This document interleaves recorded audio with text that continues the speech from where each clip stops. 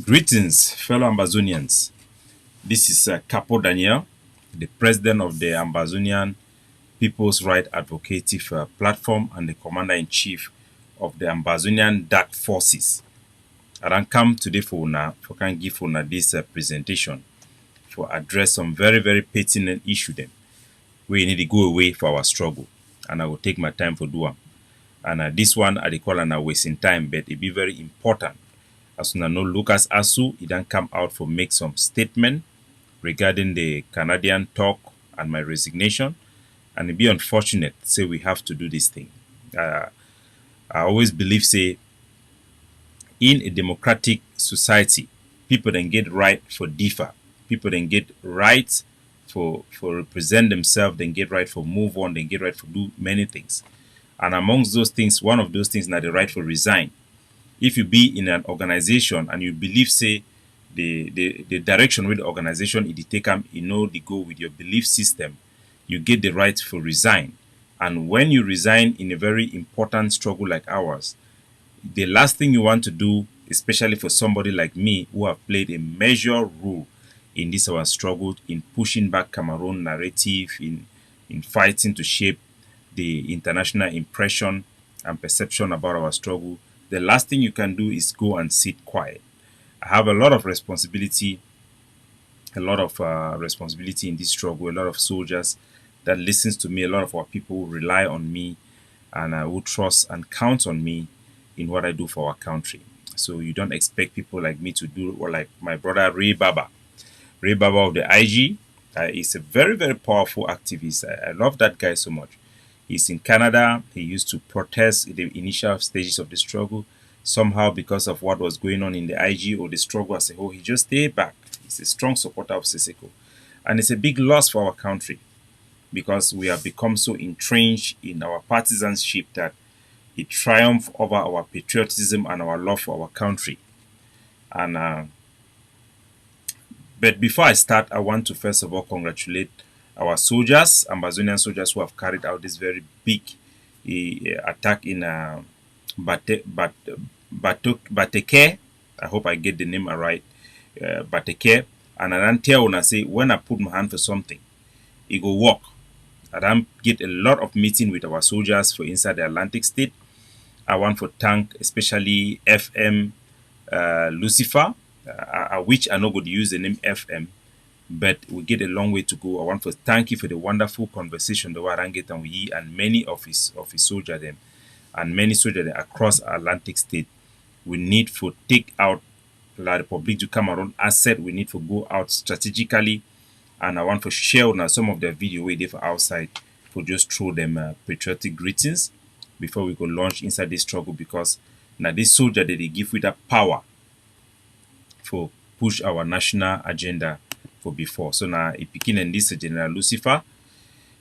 One time it will be somebody who I criticize it a lot, and this time I think a lot of soldiers for ground zero because I will be for ADF, and they will look and say I didn't for one side, I support one side, whatever it means.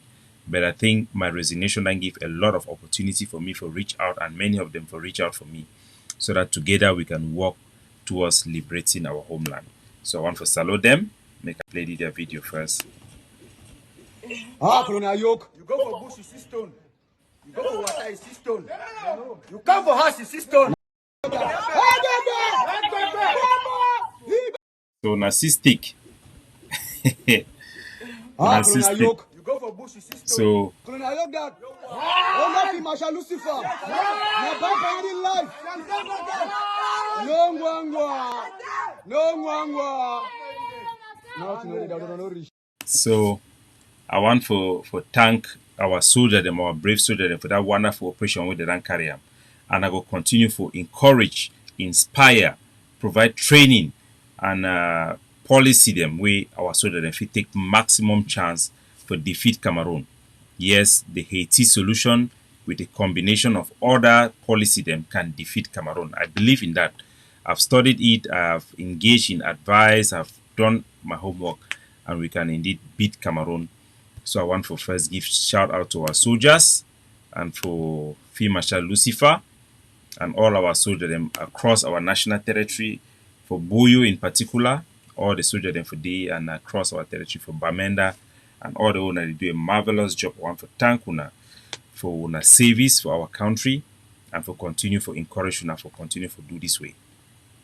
So fellow Ambazonian as I talk, I go on to address some statement where Lucas Asu either make them out there and it be unfortunate. There are many things I think I be supposed to bring up for now.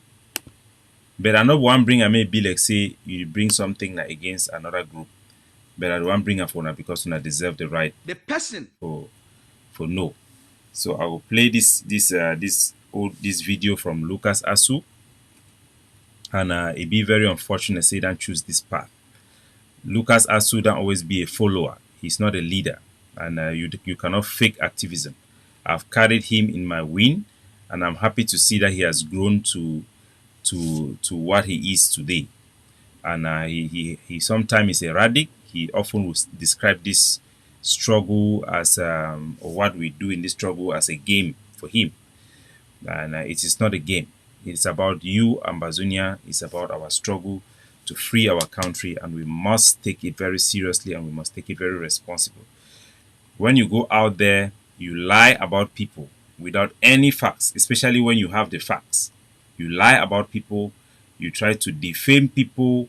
I don't know if you have been sent, but you should know by now that it doesn't work. Lies do not work. It does not make you strong. It does not make you look good. It does not make you be a better person. It makes you look like somebody who is impotent. And take that from me. That is what it makes you to look like. I've been in this struggle for a long time. I've been in defense. The fact of the matter is that in this struggle, or in the Hague of Sea, there are just 3 people who have run a lot of things. Myself, Dr. Cho, and the SG. I have tons and tons of audios and video materials with my time there that I can prove whatever I want. But that is just ridiculous and that is just stupid. We cannot go down that low unless we need to go down that low. And if we go down that low, trust me, I can do it better. But we are here to save our people. We are here to save our country. And this information is a disease spread around by weaklings who are impotent.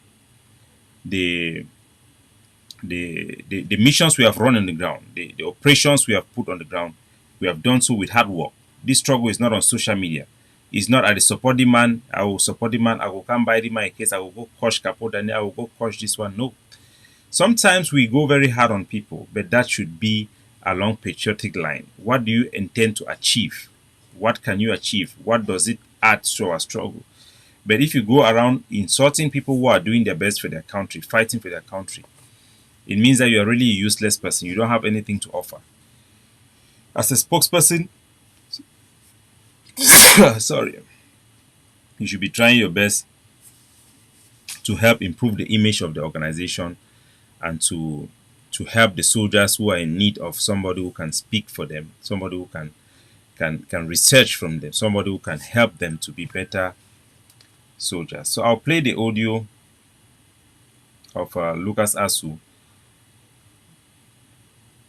but I want to first of all make 2 statements that are very disturbing. When I left the Hague of Sea, when I resigned from my positions in the Hague of Sea, Dr. Chuayaba received my resignation very gracefully. He actually went forth to explain to the Ambazonian people that I'm stepping down because of divergence I have with the organization. Because we had divergence, we have differences in opinions, differences in positions, and differences in direction. He acknowledged that to the people, and I also gracefully praise him for his leadership, the trust he has for me, and everybody I've come to know in the Hague of Sea, like friends and family, because that is what they are to me.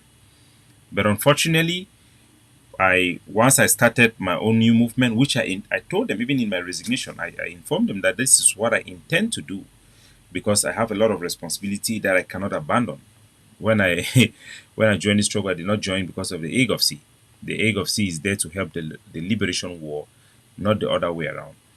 So you first have Amabo Cecilia, who came out there to question me on things that I have my rights to do, which was really unfortunate. And once I tried to explain myself, to how you have Lucas Asu who jumped in there with blackmail.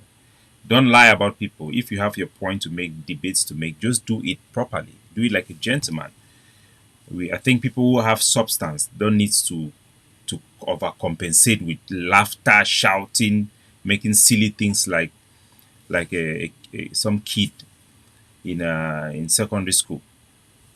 So I'll explain to our people exactly this without going down low. And trust me, I can go down low if it needs me to do that, but I wouldn't, because I think our people deserve better. Our people need to know what happened in Canada. They need to know. I did not intend to share the information about what they have to know, because it has been shared by John Okoro, it has been shared by Cass Nanyangwe, I've shared it, and Lucas Asu and many of those who are in the organizations that were there have put out information. And I would have put out the same information anyway, probably from a different angle. But I have to now put out information to also set the record straight, because when you defame people, you mischaracterize people, you do a disservice to our country, because a lot of people count on me. I'm the most credible Ambazonian activist out there, and a lot of our people count on me. I have held the ground when Cameroon tried to overpower our soldiers, and all those things are very important for our people. If not of the work I have done for this struggle could have ended in 2020. It could have ended. And I say it as a fact. It's a matter of fact. If I did not play the role I played, this struggle could have ended when the Kumba incident happened, where students were killed in Kumba. It could have ended this struggle. It goes down to what happened in Kondo Titi. All those things could have ended this struggle. But before I play what Lucas said, I want to first of all give a background to all Ambazonians to know the reality.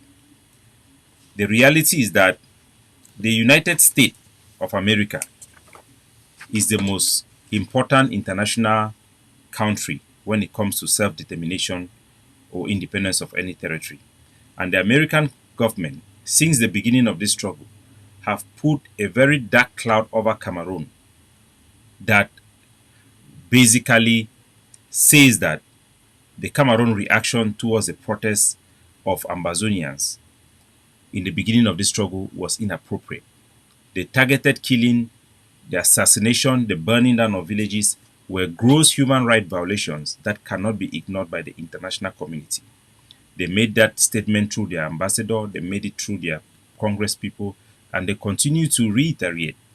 And the entire Western world takes their cue from the United States of America. And it has been a big, big hope for Ambazonia that we can have justice through the international system. For over this year, Paul Biya have come up with cosmetic solutions to show the world that he has done something. And the world have basically said that it is not enough.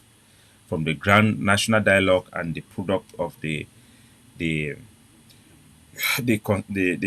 cosmetic improvement bilingualism committee and the special status, the international community have told Cameroon that this is not enough. It does not address the root causes. Why? Because the Ambazonian side have had a very reasonable demand for justice, and our demand was that we should solve the root causes through an international mediated settlement out of that country. And it was very reasonable to everybody. The whole international community says that we were right. And the pressure have always been on Cameroon, that Cameroon is the one refusing to negotiate, because Cameroon do not want to sit together with those who are actually fighting for self-determination. And that insistence by the international community is the hope for Ambazonia, for justice. Because if the international community turn their back against Ambazonia, there is absolutely no way we can win. For over this year, we have not been able to have any state recognition or guarantee of any state recognition. Our struggle have been neglected because the Cameroon government have been very effective with their disinformation campaign, using Kunyam titles and their whatever they are doing. They have been very successful in that, and this war have become very neglected. So our people are in a very tight condition. You must know the truth about our situation. We cannot also turn back, because with the amount of people who have been killed, the villages that have been burned, with the injustice, we can't just go back. It's impossible to accept this situation. We cannot. I can't accept the reality with Cameroon. We can't just do that. You can't pretend about it. So we have been doing the right thing to fight for our people, to raise money, buy arms, inspire people, and fight, and doing all those things, hoping that we can get an opportunity to get the international community to press Cameroon to give us our freedom, to give us independence, because that is what we needed. The Americans have made one thing very clear from the visit of Karen Bass and their presentation in the United States. They invited all Ambazonian factions, and they made it very clear to everybody that peace must return to the Cameroons. And it is up to both sides to decide what that peace will be. And anybody that stands in the face or in the way of peace returning back in Cameroons will suffer consequences from the United States and her allies. Those are the quick statement that the United States have made very, very clearly. The British government and everybody have told their queer, and that have been the message for us. For Ambazonia, we cannot go against that, but we have made our point that this peace can only come through justice for our territory. And the justice would mean us sitting with La République du Cameroon and negotiate the terms of our independence. And that has been our position. Cameroon have had their own position, which is obvious that Cameroon is one and indivisible. They want us to remain. And because of that position, they don't want to face this confrontation with Ambazonia. But we have reached a climax where Pobia is ill, he's going to die. We have reached a climax when the Cameroon government now relies practically totally from international donation and from loan from the IMF. Their hands is in the hands of the international community, and it is so easy for them to put pressure for Cameroon to do the right thing. But because of France, it has been almost impossible for the United States to override France, because there is a very important and strategic partner to the United States of America. But at this particular moment, because Pobia have refused to negotiate with us, and they are relying now on the international community for loans, and they have this loan in the IMF where it is being automatically renewed. It was stopped not to be automatically being renewed. The risk that Cameroon was facing was that that loan itself could now be totally conditioned in a way that the regime will lose every leverage it has over its people. Just like a similar situation that have happened to Mexico and many other countries that have gone bankrupt. So Cameroon had to come to negotiation because they were pressured by the international communities. We know that they told us that. So I'll play the video that Lucas had put out there so that our people can hear.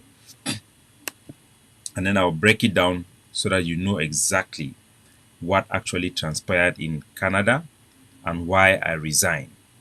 I know Lucas would want me to be distracted and go here, there, and there, but all those things I think are beneath me.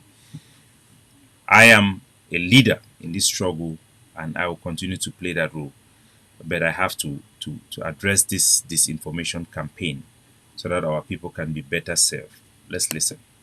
Where he lead a GovC delegation for the negotiation between Ambazonia and Cameroon, na a woman, not be a man, not be any other person.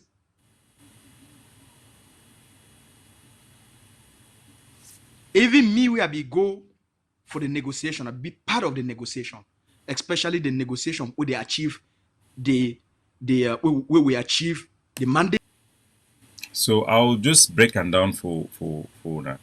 I always tell when I say any person where they lie, na a thief. Whether a thief of people's honor, thief of people's glory, whatever. The Bible actually says that the devil himself is a liar and all her children are liars. So anybody who comes knowing the truth and lie to your face do not even respect you. So the fact that Lucas Asu will come and say these lies is really show how mean he is and his real true color. And if he's doing this thing for Dr. Cho, because I know how the system works. If he goes out there trying to defame me, mischaracterize me, somehow think that is going to help Dr. Cho in whatever they are doing, it will never work, because you only harvest what you plant.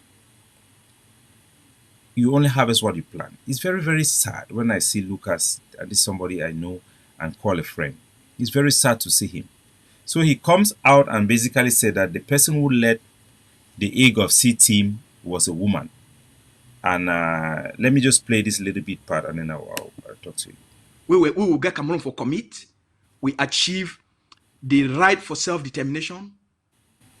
We Cameroon recognize our right for self-determination and the mandate. Now me, I be go for assist the head of AGOFC delegation when a woman. Then the part where Capo Daniel go there, he go there. Now a woman be the lead the delegation, not be Capo Daniel. So this is just so sad. And when he said that I did not, the part that I went there, it was led by a woman and not me. It is not even supposed to be an issue. Whoever leads the delegation should be the one who lead the delegation. It's not really a big issue. But the fact of the matter is that Lucas is just lying. And why will people lie? People lie usually because they want to cover up something that they are doing that is not right.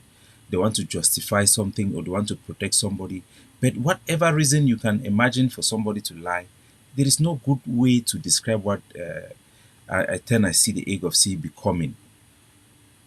This is the fact of the matter.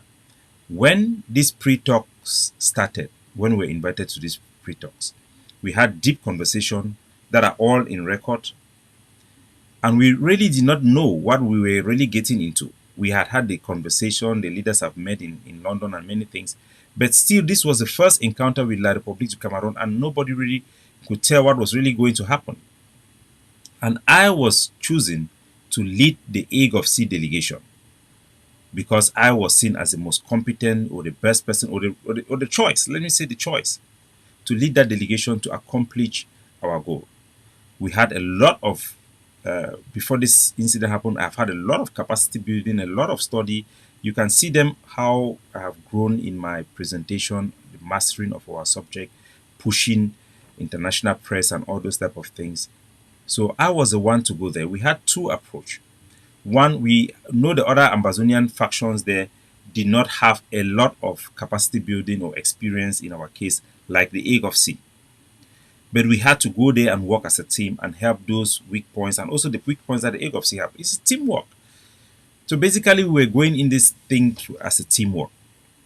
But I was the leader that led the Ambazonian Governing Council delegation during the first encounter in Montebello, in Quebec. When we arrived at the airport, the Canadian government really gave me a very befitting reception. I had a very high level pick up at the airport.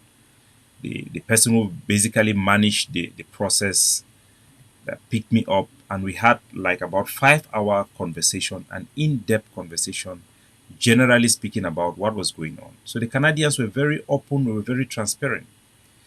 And in the middle of those conference, at one point, the ambassador of Canada to La République called me out of the folks and have a very deep, I think an hour or so, or hour 30-minute conversation about what was going on. So they are very clean with us about their international support, what they are trying to accomplish and everything. And I have an in-depth knowledge about all these things, hearing from their own mouth. So the first encounter, like pre-talks is set the stage for the negotiation.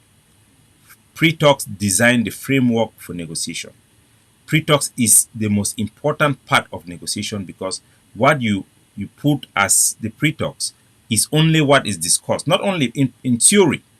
The things that are decided and identified as the problems or demands and expectation of both sides in pre-talks are the only things that are supposed to be negotiated on. So when you go to negotiation, what you'll be negotiating on are the content that were identified in pre-talks. So if you don't establish something in pre-talks, you have a very weak hand to bring that thing up during a negotiation. They can say, we didn't come here to have this conversation. We have agreed on these terms, we have agreed on this framework. So pre-talks is a very important part of a negotiation process. And we went into these pre-talks. I led the first session. And the second session, that was when we really realized that it was big. After the first session, we really realized that it was big and we accomplished a lot. We established the mindset of Cameroon, the expectation. We also put our own forth. We had a big battle about the flag. It was really the climax of everything. And it was, I cannot really give you the nitty gritty of what were said and done and all those things. But this lady who was, he's talking about, is called Grace. Is one of those people in this struggle who wants to remain anonymous because they need to protect their job, their background, and all those type of stuff. But still, they want to be in front. And you can't have both ways, because the fact that you are hiding your face, you are hiding from your job, and you cannot put your face there, makes you not competent as those who are taking the risk. Because when it comes to a liberation struggle, it's about risk. It's about the boldness. It's about tenacity to represent as a whole the interests of our people. And those who stand in front, make no mistakes, have put their skin all. They may not be perfect, but they are the most competent people because they are the face and they are the actual. It's just like the soldiers on the ground. That's why you have the Grand National Dialogue. They say it was not a successful thing because the people who were actually doing the fighting were not there.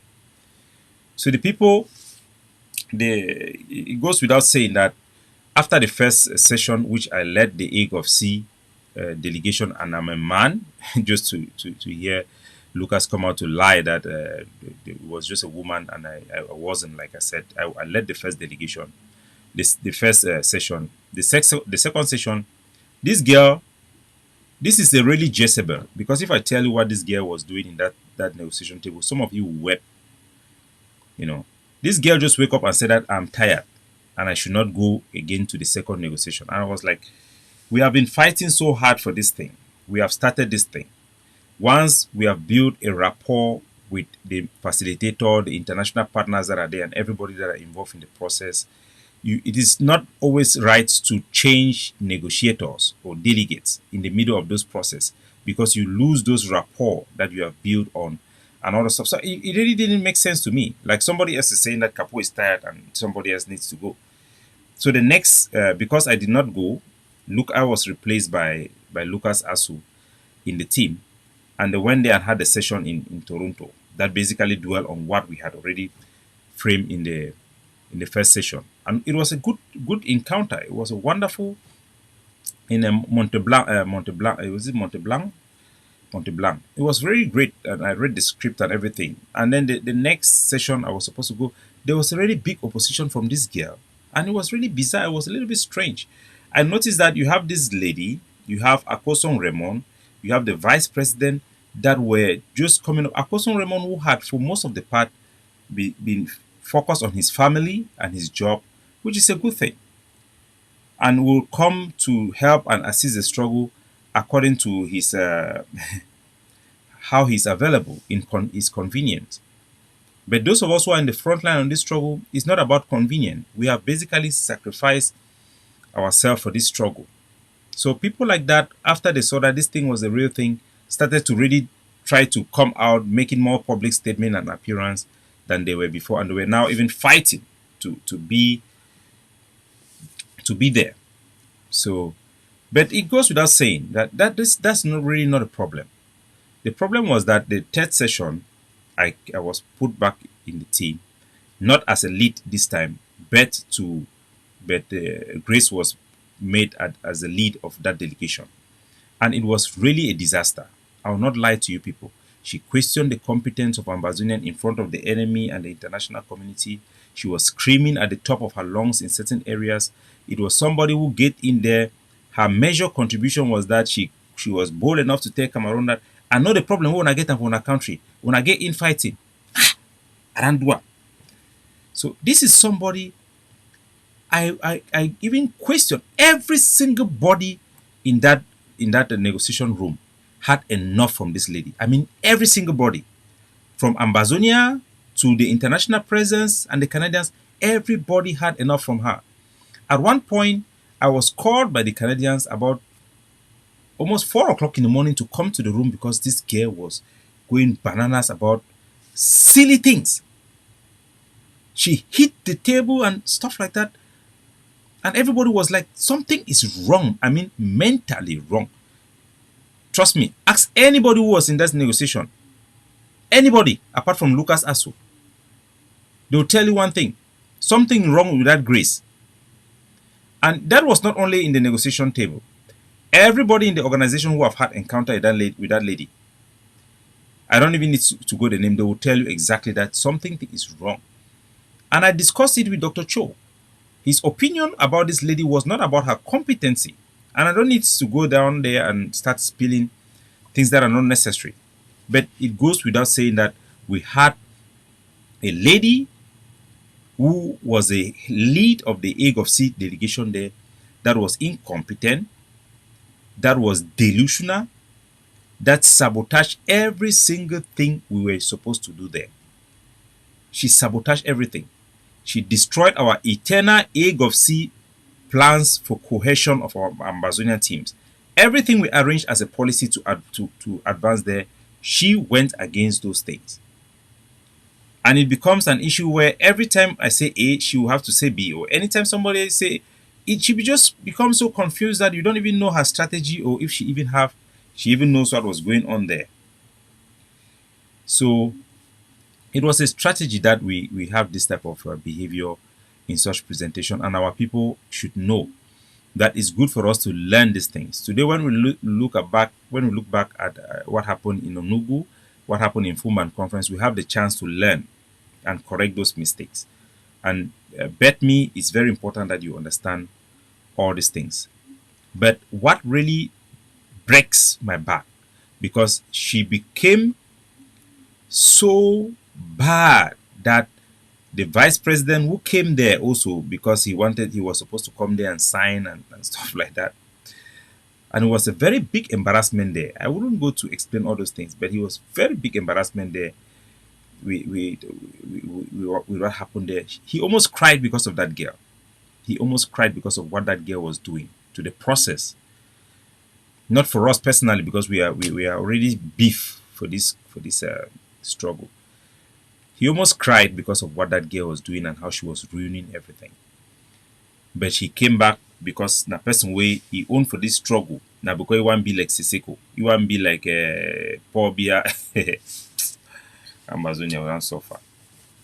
But I'll tell you, say, what will happen? I say, at the end of the day, we had the last session that was almost 48 hours session because it could not stop for one simple thing. We had succeeded. Oh, let me first complete this video of Lucas Asun, then I'll give you this conclusion of what happened. Let me conclude this video. When a woman, then the part where Capo Daniel go there, he go there. Now a woman be the lead the delegation, not be Capo Daniel. Capo Daniel be the follow now the woman as part of AGOF. Some man go ask and say, why, Lucas? Why are you lying? Why are you lying? It's ridiculous. But anyway, let's complete the video. Now the woman be the head negotiator. If we not be achieve all our objectives, then why these same people then they be come off outside? They can't be holla, congratulate Ambazonia, yeah. And 3 months ago they be tell una all these great things, them. And today they can't tell una something else. For them for can't tell una something else, because something has changed within them. Or can't tell una say that they're supposed to go sign. They deny them for sign. Not lie, because not be the head of negotiation. So Lucas Asu he done talk two things. First, he talk say we achieve self-determination for negotiation. He just show now how Ngongong head How they talk say empty container make the loudest noise. You don't go to pre-talks to go and achieve self-determination. We did not achieve self-determination. You cannot achieve self-determination during a negotiation. If we achieve self-determination, then we should be making that determination of our country by now. We did not. So he doesn't clearly knows what is really going on. Like he said, like I told you people, he's a follower. We didn't achieve self-determination. We went there to what we achieved was a commitment, which we have lost because Cameroon have given an official statement to the Canadians. Since their Rene Sadi came out and made that his noise, we did not consider it as an official resentment of Cameroon commitment to that process. The Canadian also made it clear, and I told people that the Canadian did not consider the announcement made by Rene Sadi as a official way to rescind an internationally commitment by a state.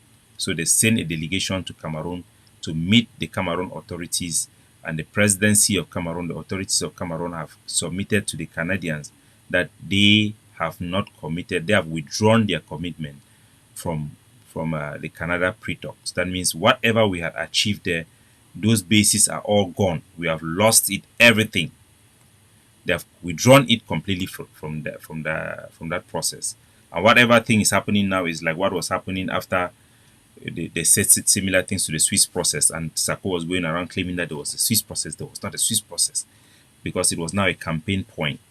So Cameroon have withdrawn their commitment to the Canadian process officially through the Canadian delegation that visited Yaoundé. So I want to address these specific things that Lucas have said. That we came out there and were clapping that Ambazonia have done something great.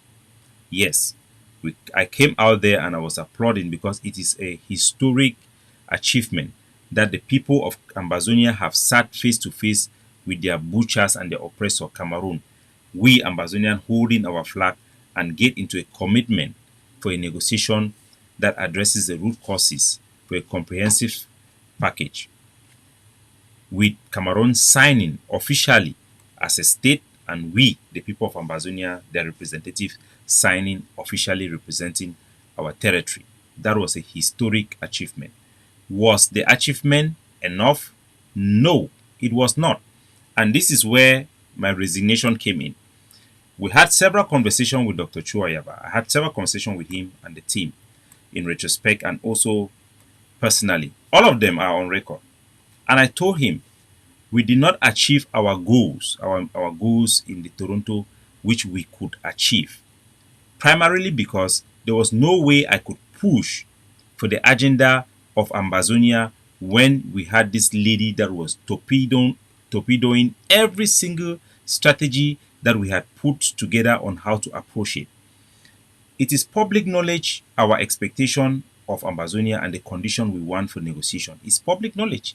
So by those same standards, you can actually tell that we did not achieve our goal. And somebody with an empty head like this cannot know. First of all, the statements we have put out multiple times about the condition for negotiation is public. Number one is that there should be no precondition. Number two is that it should be outside of Cameroon. Number three is that it should secure a guarantor, a surety.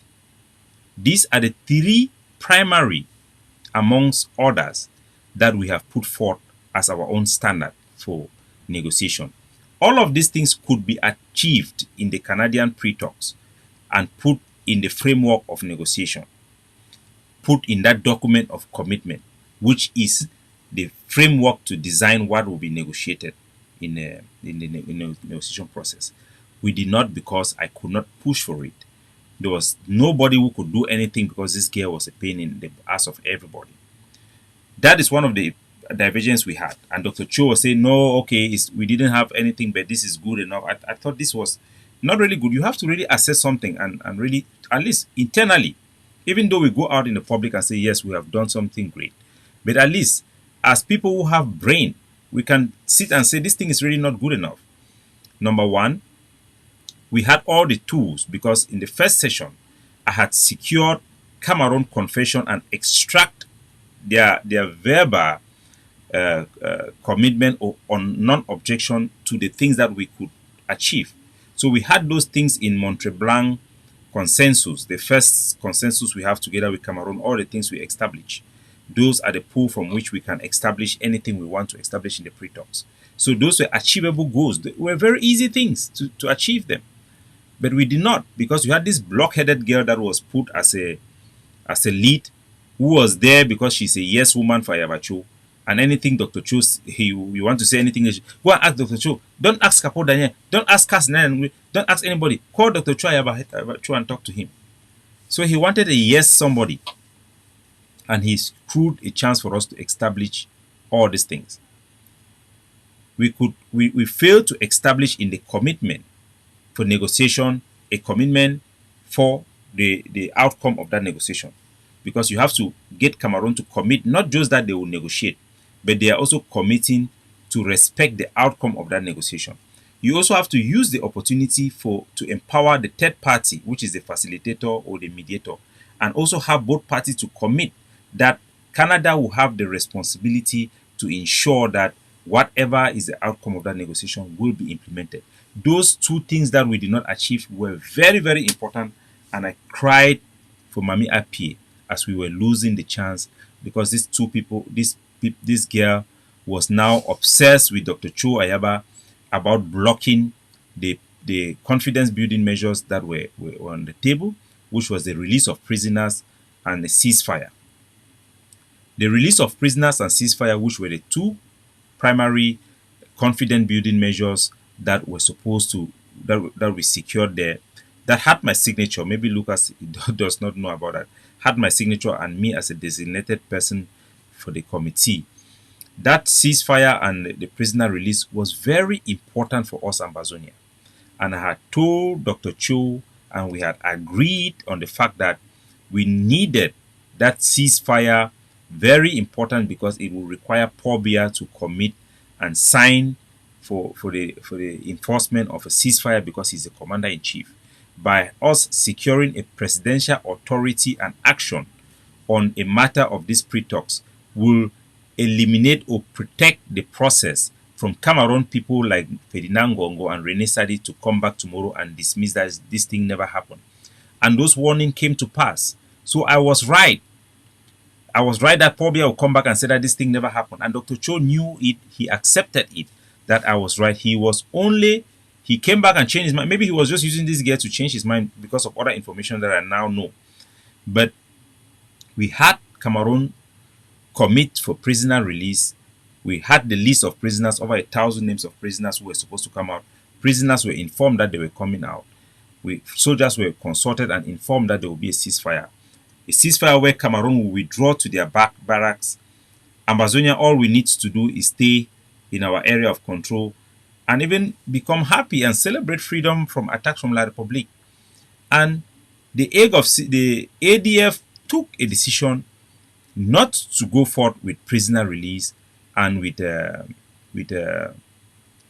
ceasefire, which was a big disaster, knowing fully well that we had secured our primary objective, which is to secure a framework that includes what we were fighting for, independence.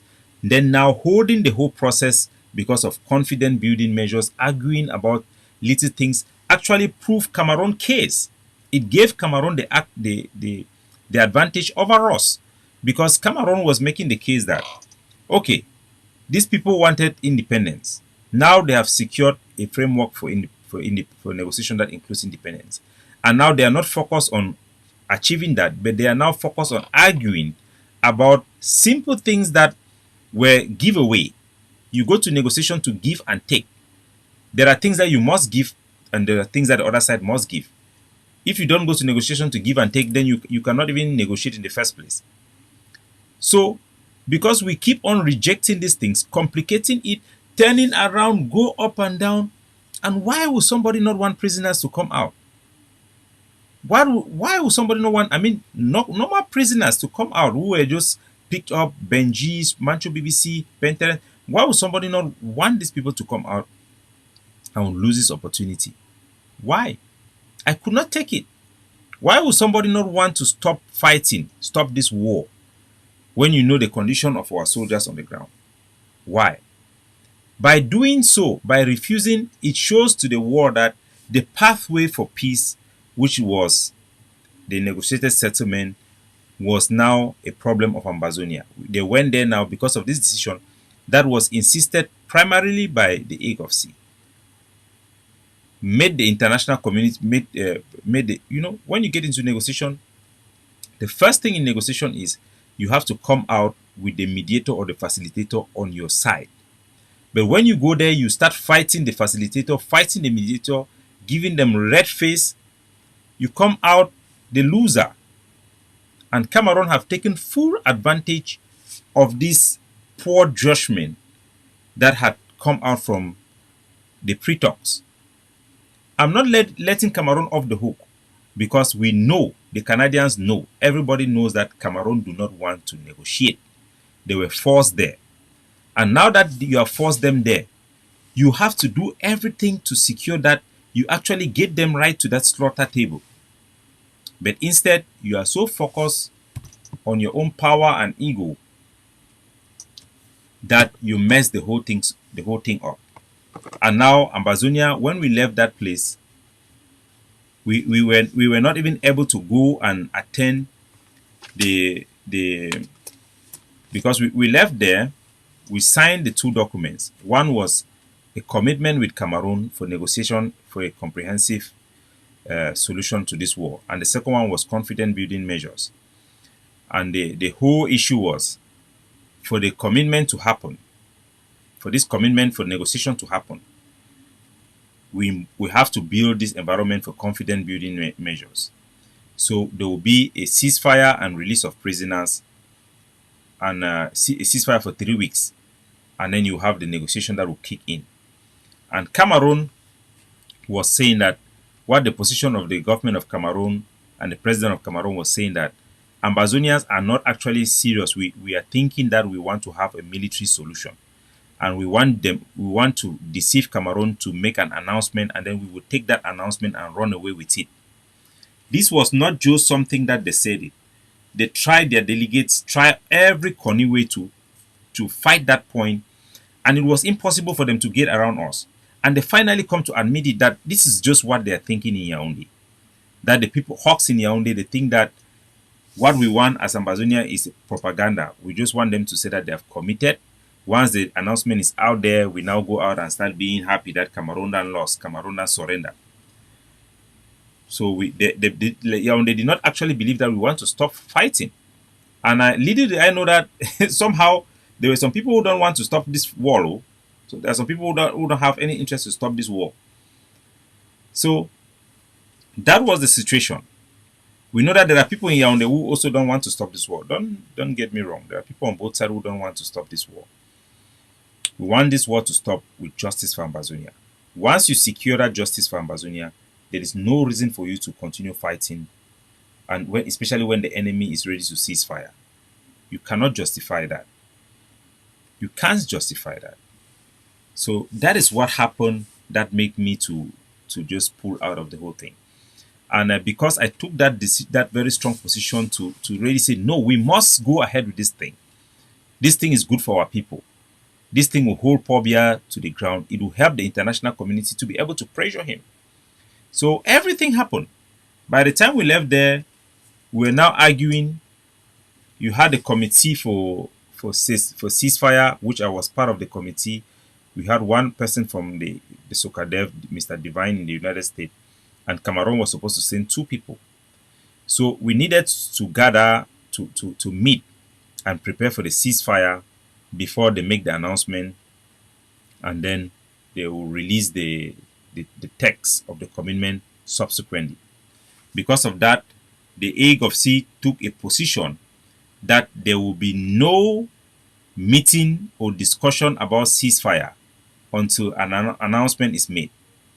And La République du Cameroon said that no, if you take this position, their interpretation is that you are not interested in what you have secured. You are interested in the propaganda only. That was their position. They made it clear. It's not, we have 1,000 weaknesses there. They made it clear. And the AGOFC keep on insisting, even when everybody was begging. I mean, everybody was begging. Everybody, I don't mean only ours, everybody was begging that please just take this thing. Please just take this thing. And they say, no, we will not. We'll be strong headed. They must make the announcement first. They must make the announcement first. And I had a conversation, deep conversation with Dr. Cho because I was the person who would make the presentation for Ambazonian ceasefire, what we expect from the Republic. And I told him that the logic is that you cannot make an announcement without knowing the content of those things that you are announcing. A decision was made in Canada that the Committee for Ceasefire will sit and trash out the expectation of both sides, create a hotline for reporting on violation and things like that, and all those details with competent people from the Cameroon side, which were military people. Once that meeting is done, then the announcement can go ahead. They say no, because in their heart they had made a decision that they don't want it. They had made a decision that they don't want it.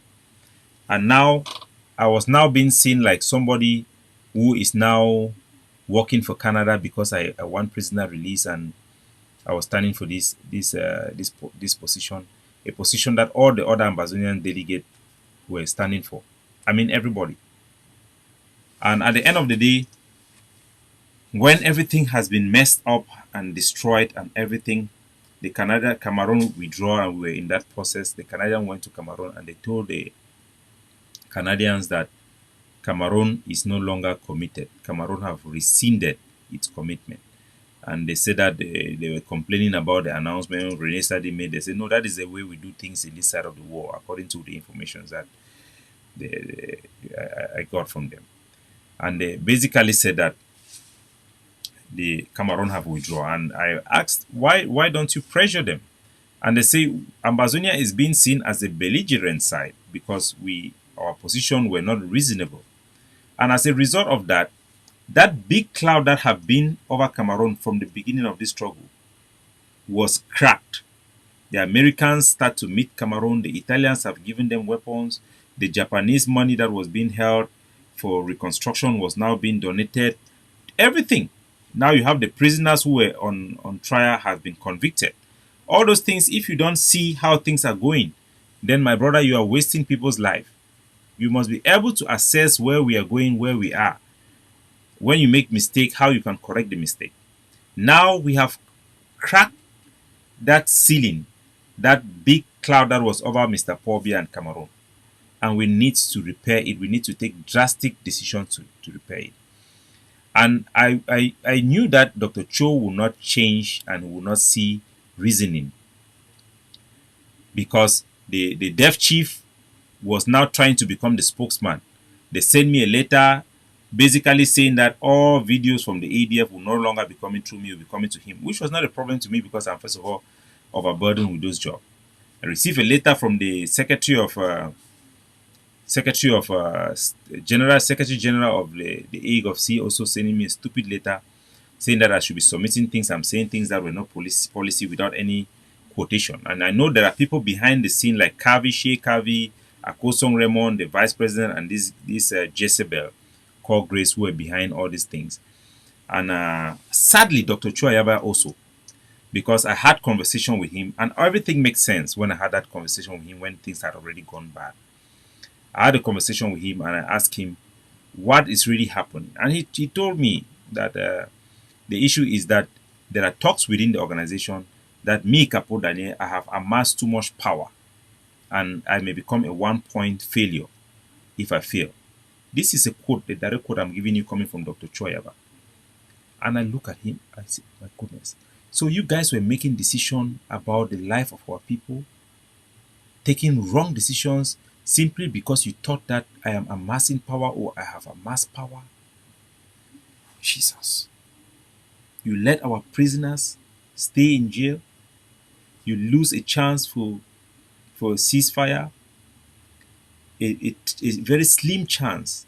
The international community told us this is a very slim chance. It's a very limited opportunity that we have where the clouds have somehow aligned for Ambazonia. You are missing this opportunity because you are thinking somebody is taking power. And everything starts to make sense. Why they will not want me to be doing my podcast, something that was helping Ambazonia. Why they will not want me to meet the community, to engage the community, something that will promote the Ambazonian struggle. Things that Lucas himself knew would promote the Ambazonia. If Lucas was indeed a patriot, he could have stood up for the truth and tell Dr. Cho, because he had said those things privately, that those positions that were being taken were not going to help Ambazonia, were going to put us backward. But for him, I talk to him every time. I say, this thing is a game. Capo, this thing is a game. It's just a game. Don't over label yourself too much. Don't over push yourself too much. I said, why would I not over push myself too much? Do you know how many people have died for this thing? Do you know how many people have died in my hand for this thing? Missions that we have planned and sent soldiers, mission that I have conceived and planned and sent soldiers, and soldiers have given their life. Do you know? You call it a game. This is a game for you guys. And today, you guys have gone out there trying to attack me, try to discredit me for just standing up for what I believe in. Not everybody can be perfect. I could be right, I could be wrong. But I believe I'm right. And evidence, everything that have come out for have demonstrated that I was right. But that is not really the matter. For me, the matter is move on. Because if you make a mistake, you can always correct it. Despite the cause, despite the sadness of it, you can correct it. But if the reaction after you make a mistake is to start lying about people, mischaracterizing them, that you have become the problem. You have become the problem. Remember that Siseko at one point thought that Ayabacho positions was very radical and was not correct. They believed that. And because of that, he left them to pursue his path. They start to blackmail him. And I felt bad. That is why I joined Dr. Choi. But I felt bad that this man is being blackmailed unfairly. And you people should know that Paul Biya, Cameroon, really believe that Ambazonia is one country with them, one and indivisible. That is their real belief. And they consider people who have a contrary view as people that they should kill, they should blackmail, they should destroy. And if you people in the Egg of Sea are treating people who disagree with you the way you people are trying to treat me, what does that say about you people? You go out and lie and trying to defame me, do you think you can succeed? You cannot. I know who I serve. I know the thing that is in me. And I'm sure it's very powerful more than the thing that is in you. Because you save, I don't want to characterize it, but Ambazonia, God will tell. Time will tell, My friend, my good old friend in China, is a guy, very, very prayerful man. He have his own flaw. They call him a primus. Primus always say, God know how he clean this struggle. He clean the struggle before we ever reach for Boya. God know how he clean the struggle.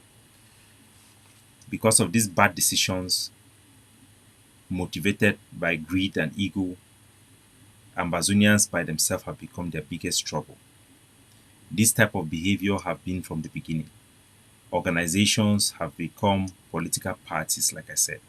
They are more focused about their political career, who stands in front, who emerges, who become more stronger. Elections will be coming very soon to the Hague of Sea, many years to come. I don't even care about these things, but I see them. These things coming up. It comes out, peels out one way or another. It comes out, and it's disgusting to me. It's irritating to me. I cannot stand there. I can't stand there. So I believe in the freedom of our people. I am a man of faith. I may have my flaws, but I'm a man of faith. I do things that I believe in. And when I don't believe in something, I stop it. I know our people have been crowded with so much information, so much blackmail that they don't know who to believe. But I'm very happy and proud that when I left the Egg of Sea, normally you expect to have some fallback in terms of your followership. But my followers have been solid behind me. You go to YouTube, I'm the biggest I have the biggest audience to Ambazonian people of any commander in Ambazonia, the biggest following, any command officer for Ambazonia. I am leading. I am the reason why this struggle have not failed. Part of the reason, I'm not the only one, because it's a combined instruction, but I play a very vital role that I don't see any of these guys playing. To be honest with you, I don't see it. You can lie, you can call any name and choose. That's just a fact. You can call it arrogant, whatever you want. But I don't really care how people can characterize it. But I know what I'm doing. I know what I can do. I have a clear vision, I have clear principles, and I know exactly what I can do for our country. And I know that we have a lot of potential, we have a lot of good people. But we must learn how to work together when we have diverse views. We must learn how to support people in areas where they are better and accept decisions based on facts to maximize our ability to solve problems. If we continue to become so partisan, so loyal to people, not ideas and facts, we cannot even negotiate or get into a negotiation because we cannot make the required concession or the required solid decisions that will attract international support, because that is just the nature of negotiation. And if it continues like this, if the egg of C, Dr. Choyaba, do not realize what is going on, then I will take very radical decision on behalf of our country. As I told you people, I've taken the primary responsibility of this struggle. It's not a joke. The international community know that. All our soldiers know that. Ground Zero know that. It's not a joke. I've taken the responsibility because I took it long ago. I defended the country where nobody could defend it, where people were hiding their face. Dr. Cho have carried a very big responsibility and play a very big part. But he should know one thing, just like Suseko, when you gather those support, those loyalties and all those things around you, and you are tempted, instead to put the country in front, you start looking for people who feed your ego, people who are going to call you Mr. President and not challenge you or show you the right way, people who are going to be blind, and you start treating our people the way you are treating them. Have you even accounted to our people? You've told our people that there's going to be ceasefire, there's going to be that and that. Have you even accounted to them? Have you told our people that what the Canadians told you coming from Yaoundé? Or you lie to yourself, you lie to those people in the cabinet who are not really aware of what is happening. So, nevertheless, I'm doing a lot of consultation with leadership, with our international partners. I'm having a lot of discussion about the future of our country, our prospect, and how to make things right. It's ongoing. You can be rest assured. Internationally, there is no person who represents you like me right now. Forget all the dramas they are making out there. Time will tell. So stay strong, stay focused, and when you hear ngongong, they make loud noise. No sin ngongong. We will be in a stone. Now what go left me? I've been a Bamenda boy from Ambazonia, born in Boya, raised in Bamenda. Bamenda na the power for Ambazonia. Me, I've been at the power we got Idangiam for Ambazonia. Whether you like him or not, whether you think say it will come through arrogance, it will come through arrogance. It no will come through I beg you. I not be the person where they can't gather people that around my skin for you gather people that around your skin for boost yourself up. I don't need that. I don't need that. I will tell you people how things will go down. I will tell you people how things will go down, and it will go down the way I will say it. God bless you all.